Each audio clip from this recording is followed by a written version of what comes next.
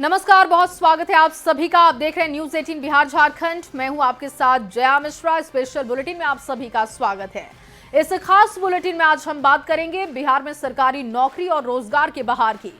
चुनावी साल में किसने किया 1 करोड़ नौकरी और रोजगार देने का वादा, साथ ही मतदाता सत्यापन को लेकर घमासान क्यों मचा है, वोटर लिस्ट के वेरिफिकेशन में कहां मिले हैं विदेशी नागरिक और फर्जी वोटर्स का पहचान पर तेजस्वी ने ऐसी क्या बात कह दी जिससे बिहार में सियासत गर्मा गई है, ये भी आपको दिखाएंगे। और बात करेंगे कि बिहार में आपसी विवाद को लेकर इतने लफड़े क्यों हैं। इन सभी खबरों पर बात करेंगे, आपको रिपोर्ट दिखाएंगे कहां पर क्या चल रहा है। इसके साथ ही नशेड़ी चूहों की शराब पार्टी की तस्वीरें भी आपके सामने रखेंगे।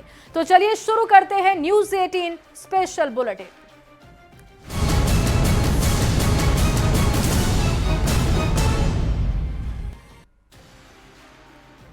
और बुलेटिन में सबसे पहले बिहार में नौकरी और रोजगार के बहार की बात होगी। मुख्यमंत्री नीतीश कुमार ने 2030 तक 1 करोड़ युवाओं को सरकारी नौकरी और रोजगार देने का वादा किया। सीएम नीतीश कुमार ने एक्स पर पोस्ट करते हुए इस बात की जानकारी दी और लिखा कि 50 लाख सरकारी नौकरी और रोजगार देने का वादा पूरा कर दिया है। अब 1 करोड़ नौकरी देने का लक्ष्य है। क्या है सीएम नीतीश का ये मास्टर स्ट्रोक, इस रिपोर्ट में आपको दिखाते हैं।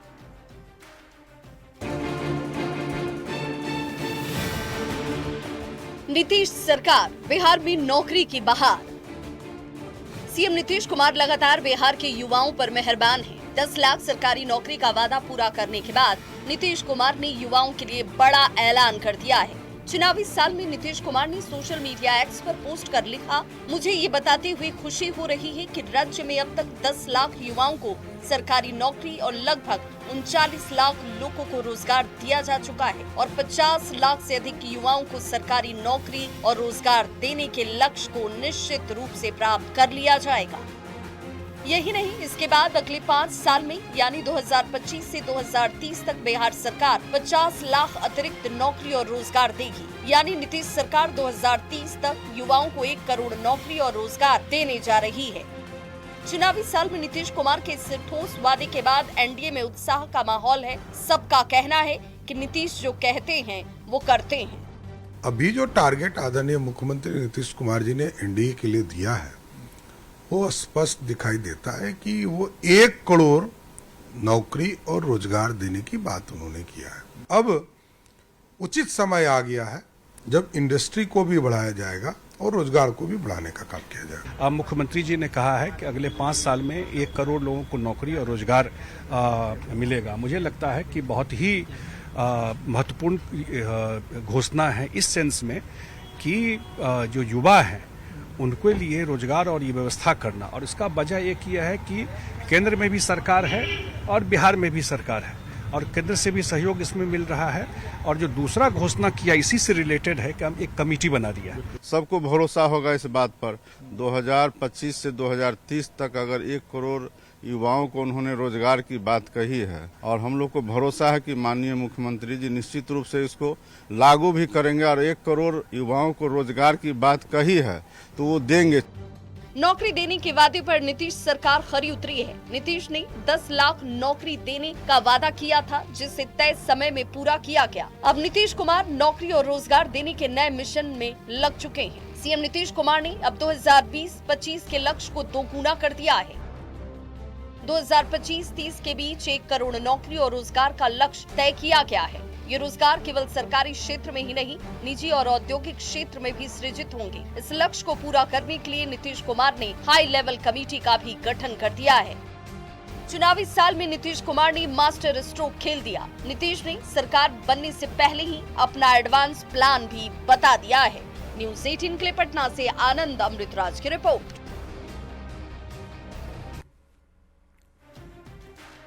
और रुख करते हैं अगली खबर की ओर। बिहार में चल रहे मतदाता पुनरीक्षण यानी कि एसआईआर अभियान में एक चौंकाने वाला खुलासा हुआ। सूत्रों की माने तो बड़ी संख्या में फर्जी विदेशी मतदाताओं का खुलासा हुआ जिनके पास वोटर आईडी कार्ड मिले, आधार कार्ड मिले और राशन कार्ड मिलने के बाद उनकी पहचान करने की बात हो रही है। खुलासे के बाद इस पर सियासत भी जमकर हो रही है। आपको रिपोर्ट दिखाते हैं।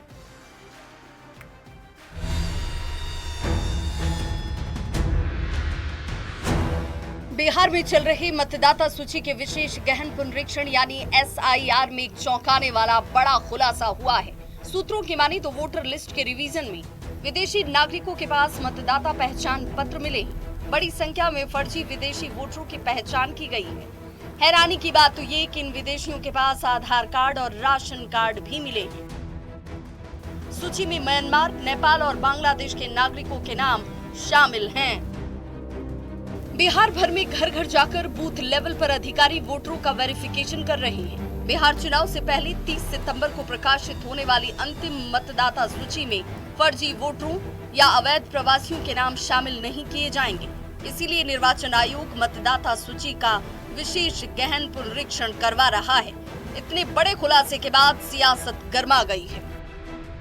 जो भी व्यक्ति भारत के नागरिक हैं और 18 वर्ष के हो गए हैं, बाबा साहब का संविधान उन्हें अधिकार देता है वोट करने का। अगर किसी भी देश का व्यक्ति बिहार में वोटर आईडी कार्ड लेके घूम रहा है तो आखिरकार इसका जिम्मेवार कौन है? राजद और कांग्रेस को दिक्कत इसलिए हो रही है क्योंकि अब इस SIR में पता चल गया है कि कौन सा बांग्लादेशी घुसपैठिया है, कौन सा रोहिंग्या है और कौन सा अवैध नागरिक है जिसके पास नकली वोटर आई कार्ड है। ये एनडीए के लोग देश बेचुआ लोग हैं, इन लोग की जिम्मेवारी है तो ये लोग पैसा लेके भ्रष्टाचार फैला के पैसा के बदले देश की नागरिकता बेच रहे हैं।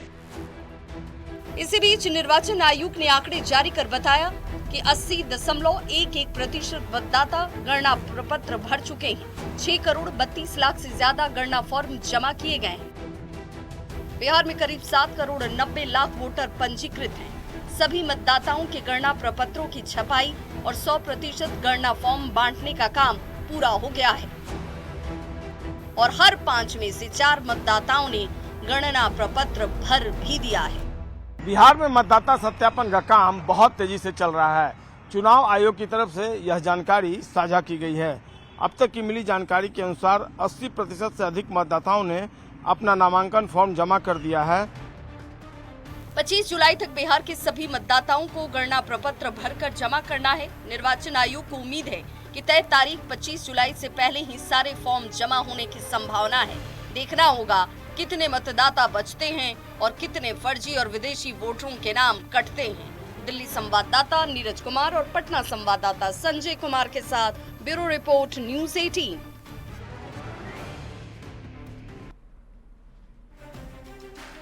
और चलिए बढ़ते हैं आगे। वोटर लिस्ट के रिवीजन में फर्जी विदेशी वोटर्स की पहचान किए जाने पर खूब सियासत हो रही है।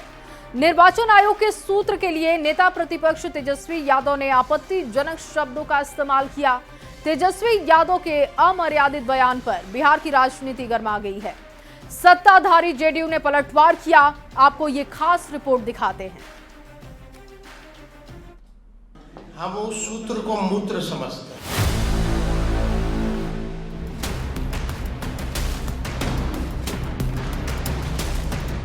बिहार में वोटर लिस्ट रिवीजन में विदेशी मतदाताओं के खुलासे के बाद सियासत चरम पर है। रविवार को नेता प्रतिपक्ष तेजस्वी यादव ने इंडिया गठबंधन के सहयोगियों के साथ प्रेस कॉन्फ्रेंस किया और बिहार में चल रहे मतदाता सूची के विशेष गहन पुनरीक्षण पर कई सारे सवाल उठाए। म्यांमार, नेपाल और बांग्लादेश के विदेशी नागरिकों के पास भारतीय दस्तावेज मिलने पर तेजस्वी यादव ने कहा कि वो सूत्र को मूत्र समझते हैं। हम उस सूत्र को मूत्र समझते हैं। वेस्ट जो होता है ना, ये वो है। प्रेस वार्ता में तेजस्वी ने पत्रकारों से तथ्यों की जानकारी मांगी और ये बयान दिया कि एक वीडियो के माध्यम से पुनरीक्षण फॉर्म के काम और निर्वाचन आयोग के दावे पर भी सवाल खड़े किए। जगह जगह फॉर्म फेंके जाने का आरोप लगाया। मतदाता पुनरीक्षण वाले गणना प्रपत्र यानी फॉर्म पर जलेबी बेचे जाने की बात कही। वोटर्स के पास कई लोग जाने दे खुद ही बेलो जो है फॉर्म भर रहा है, बिना उनके साइन से, बिना उनके अंगूठे के, बिना उनको जो है एक एक्नॉलेजमेंट स्लिप दिए हुए, और फॉर्म जो है कहाँ का फेंका हुआ है। वोटरों के सत्यापन पर तेजस्वी ने ये कहा कि अब की बार आर पार की लड़ाई होगी। तेजस्वी के कड़े तेवर देख सत्तारूढ़ जेडीयू ने पलटवार किया और ये कहा कि सूत्र पर ऐसी राजनीतिक प्रतिक्रिया देना उचित नहीं है। चुनाव आयोग का कोई आधिकारिक बयान नहीं, सूत्रों के हवाले पर प्रतिक्रिया राजनीतिक रूप से दिया जाना न्यायोचित नहीं है। मतदाता सूची के विशेष गहन पुनरीक्षण में सूत्र ये बता रहे हैं कि बड़ी संख्या में विदेशी नागरिक के पास वोटर आईडी कार्ड, आधार कार्ड और राशन कार्ड मिले हैं।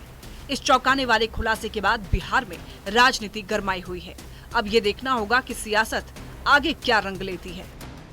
पटना संवाददाता अमित कुमार के साथ ब्यूरो रिपोर्ट, न्यूज़ 18।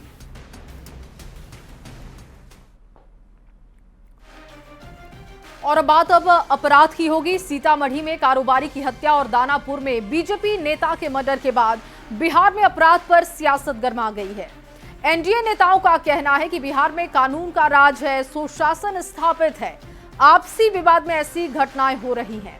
बड़ा सवाल यह है कि बिहार में इतने आपसी विवाद आखिर क्यों होते हैं। इस रिपोर्ट में आपको दिखाते हैं।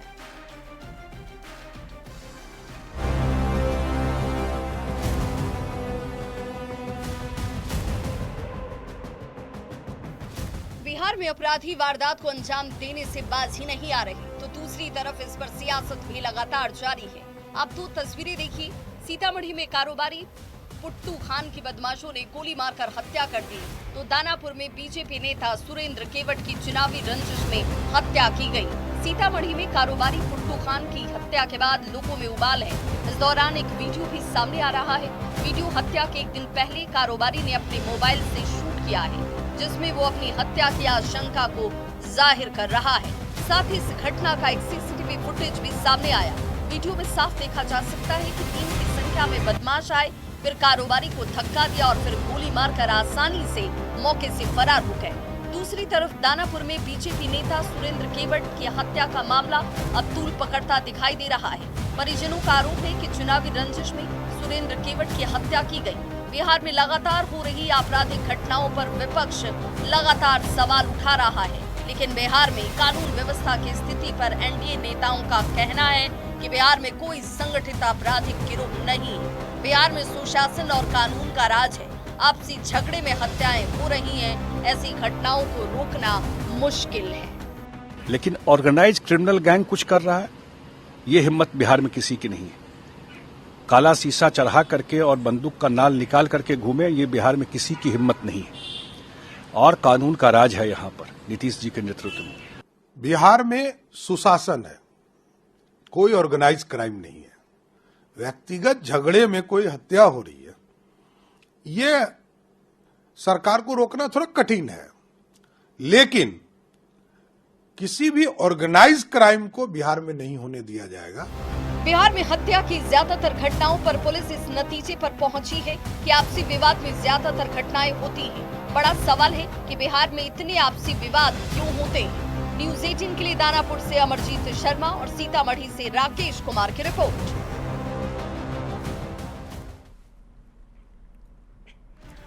और अब पूर्णिया की खबर आपके सामने रखेंगे। पूर्णिया में एक बार फिर से धर्मांतरण को लेकर बवाल मच गया। आरोप है कि गरीब और साधनहीन परिवारों को पैसा का लालच देकर उनका जबरन धर्म परिवर्तन कराया जा रहा था। इसके पीछे कौन लोग हैं, आपको इस रिपोर्ट में दिखाते हैं।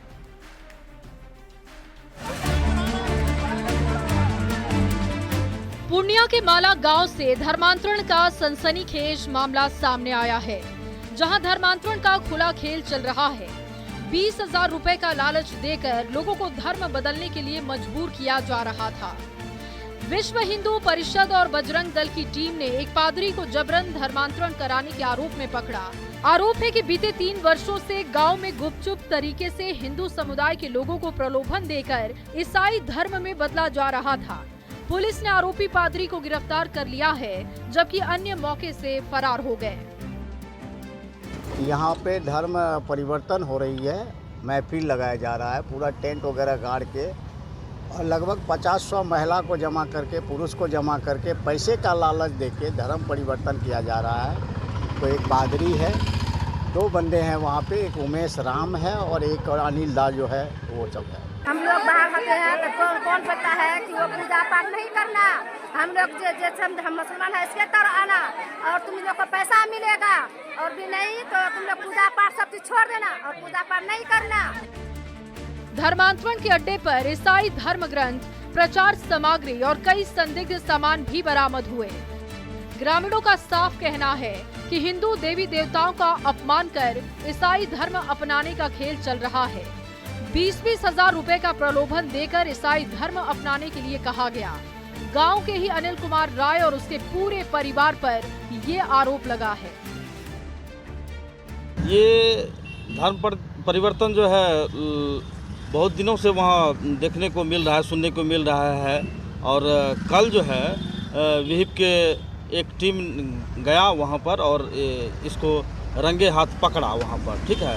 उसका उद्भेदन किया गया और वहाँ पर जैसा हमको पता चल रहा है, गरीब गुरबा जो लोग हैं, महिला है, उसको लोभ प्रलोभन देकर इस तरह से धर्म परिवर्तन कराया जा रहा है। पाजेब मिलेगा, कान का मिलेगा, आप जितना प्रलोभन दे रहा था और डायरी में बेज़ाब्ते लिखा हुआ है जो पुलिस को हमने हवाले की हुई है। यहाँ पे सब यीशु धर्म का परिवर्तन किया जाता है और हम लोग मैं 6 महीने से बाहर था, मेरा वाइफ को और मेरी भाई का दी को और मेरा छोटा सा भाई को, उन लोगों को कन्वर्ट करने के लिए पैसे का लालच दे रहा है।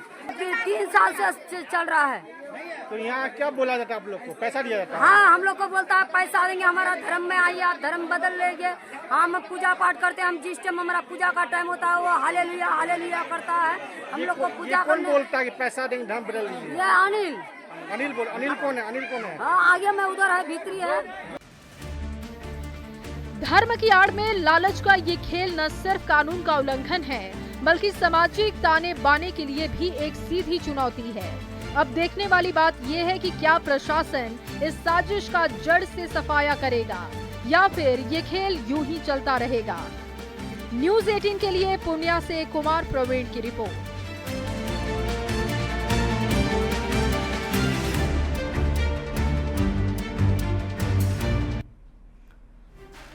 और चलिए इसी रिपोर्ट के साथ इस बुलेटिन में बस इतना ही। आप बने रहिए न्यूज़ 18 बिहार झारखंड के साथ।